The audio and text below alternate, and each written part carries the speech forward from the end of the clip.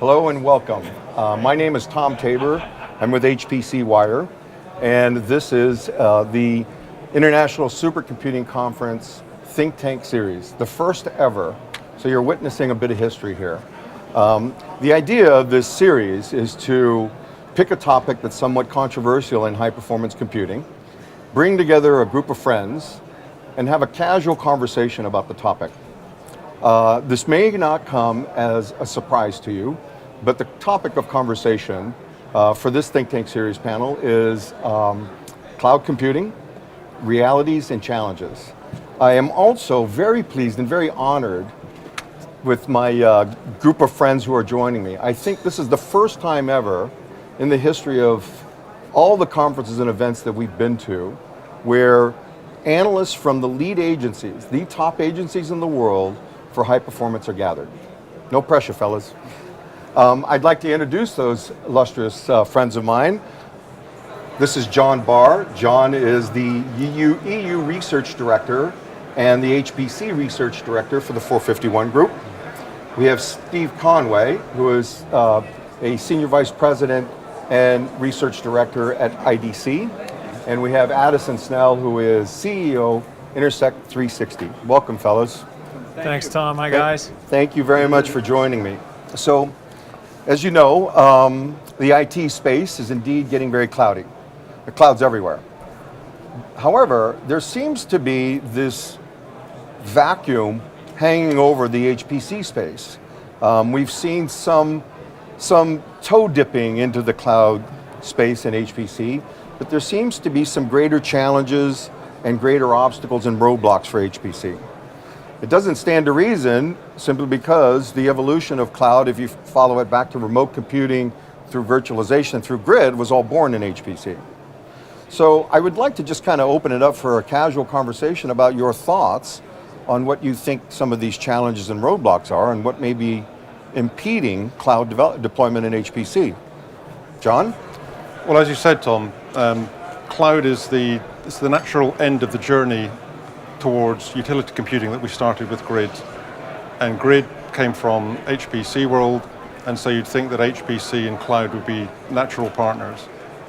But in reality, HPC is high performance computing, and to deliver that high performance, we need to get close to the hardware, we need to understand the architecture, we need to understand how the network behaves, how much memory you've got, and so on. And at the same time, cloud delivers flexibility through virtualization. And that need to get close to the hardware and the flexibility in the virtualization often don't work together well to give you high performance on HPC applications. Yeah, so it's that I/O bottleneck between all the different clients and the different resources on the network. Are you seeing the same thing? Does this bear out for you as well, Steve? Yeah, it generally does. Private cloud computing is going along at a nice clip in HPC also, but for the reasons that I think John mentioned, public clouds have been ramping up more slowly, and part of that is, yes, that they really are most amenable to embarrassingly parallel or nearly embarrassingly parallel portions of workloads and not other portions of workloads. But the other part of it is that the software stack in particular and some other elements are still needing to mature. They're not really quite there yet. The last thing I say, there's some interesting sort of demonstration projects going on now, one notably at NERSC in the US with their Magellan Cloud, where they're really comparing results on the ground and kind of in the cloud in a lot of different circumstances, and that is due to be published very soon. Yeah. There's also some public cloud activity in HPC. Kathy Yellick's doing some stuff at NASA Ames, but they're few and far in between. Addison, what are your thoughts on some of these restrictions or some of these roadblocks? Right, yeah, it's an area that we've researched quite a bit with regards to high performance computing, both qualitatively and quantitatively. And Steve makes an excellent point with regards to the difference between public and private clouds within this space. My colleague Chris Willard quipped the other day that comparing the two is sort of like saying that both Americans and Europeans play football. They have the same name and a few similarities. They both have a ball and a big green rectangle they play on, but then the similarities start to degenerate with regards to the actual implementation. And yes, we have seen more private and hybrid cloud adoption than public cloud adoption. With regards to public, those barriers you're talking about, Tom, when we researched it, we found five categories of barriers that we started putting things in, with security, which is of course well documented, but also the data movement in and out of the cloud, which might be very large data sets, including the intellectual property, the validity or reproducibility of results. How do I verify the results and make sure that they're the same all the time? The operational concerns of lifting out part of my R&D workflow and moving it into the cloud.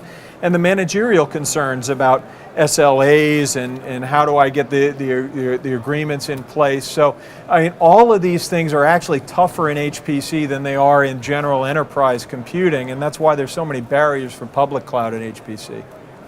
You know, that's an interesting point, Addison. You know, if you look at HPC, you know, you can look at HPC being applications that run on 10 core systems or 10 million core systems, you know, so you have these varying levels and degrees of users, if you will. You know, my sense is that, you know, we'll see a more rapid adoption of cloud at the lower level, you know, and a slower adoption of cloud because of the complexities at the upper level.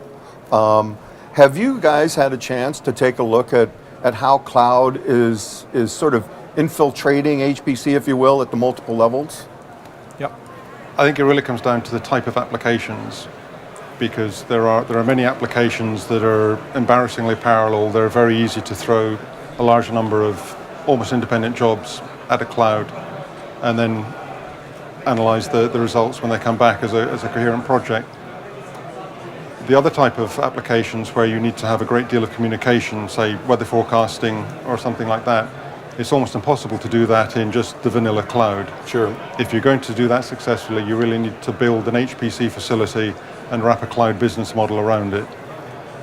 Yeah, that's a good point, you know, and I referred to this earlier, and I was sitting in a couple of cloud sessions, and Josh Simon from VMware and Dan Reed from Microsoft had indicated something similar and along the same lines, and you know, it's not an issue of whether you should do your HPC application in a cloud versus an on-premise resource, but so it's not an or issue, cloud or on-premise resource, but an and premise, you know, where you have a cloud and a resource issue.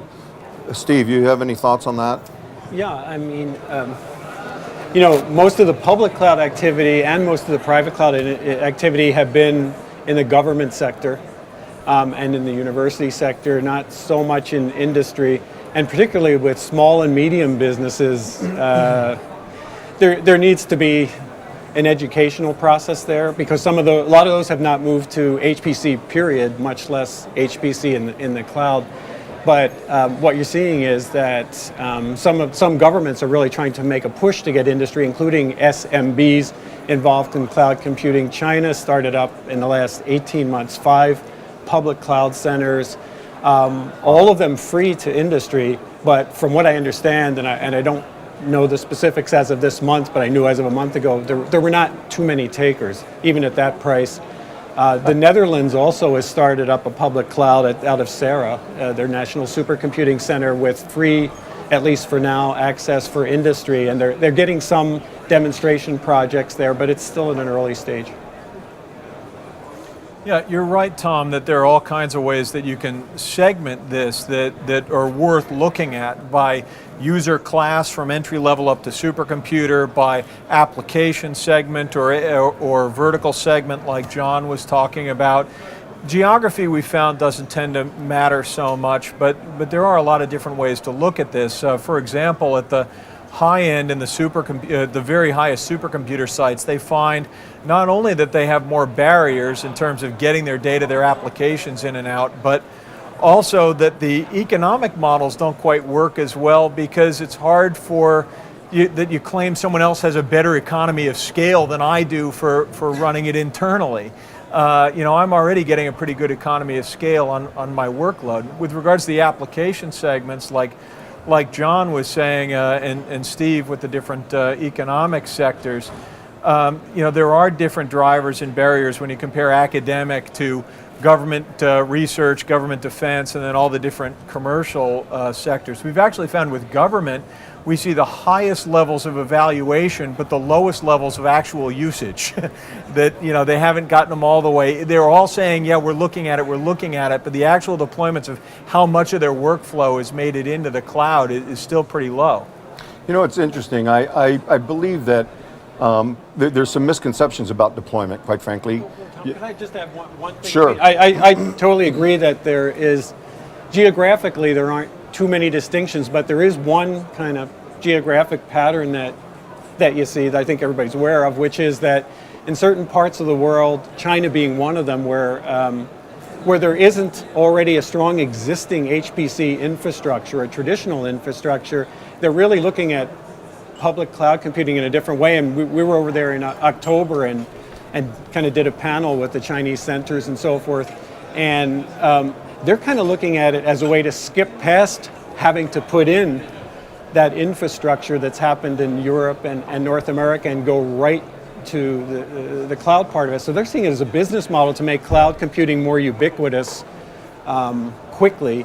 And so it really is analogous to in certain parts of the world where they don't have strong wired telecommunications networks and there's an immediate preference for cell phone usage. Sure. So it's very equivalent to that. But I think, you know, Addison's right, but that's one geographical pattern that we really see happening. Yeah, that's an Yeah, area John, where you know, we have a very little bit of time left, and I wanted to get some final thoughts from you, John, as well. Okay, we're at a European conference and we've been talking about geographical differences. One big difference for Europe is that Europe is a lot of different countries and each country has its own data regulations. So it's more difficult for people to use cloud computing for some applications within Europe because you need to be aware of where your data is. So that's not a problem that China has, it's not a problem that the US Sure. has. So it's something That's that a big Europe issue. yeah. Data location, yeah. You know, I wish we had more time. I could sit here and chat with you guys all day long. It's a big topic. Well into happy hour, you know. And I think we probably should start that now. But you know, I'm afraid that our host would probably object a bit. You know, there's a conference coming up in September that will be hosted by ISC as well. It's September 26th and 27th in Mannheim. The topic is ISC Cloud, and so it'll be really focused on some of these critical issues. And in addition to that, you know, in HPCandthecloud.com, each and every week, we publish articles on, you know, the advancement and deployment of cloud computing. John Barr from the 451 Group, Steve Conway from IDC, Addison from Intersect 360. This has been brilliant, fellas. Thank you very, very much for participating. Thank you. Thanks, You bet. Tom. Have a great Thanks, event. guys. Thanks, guys. That was great, John. Thanks, Steve. Appreciate it. Wish I could have been here sooner. Addison, thanks, buddy.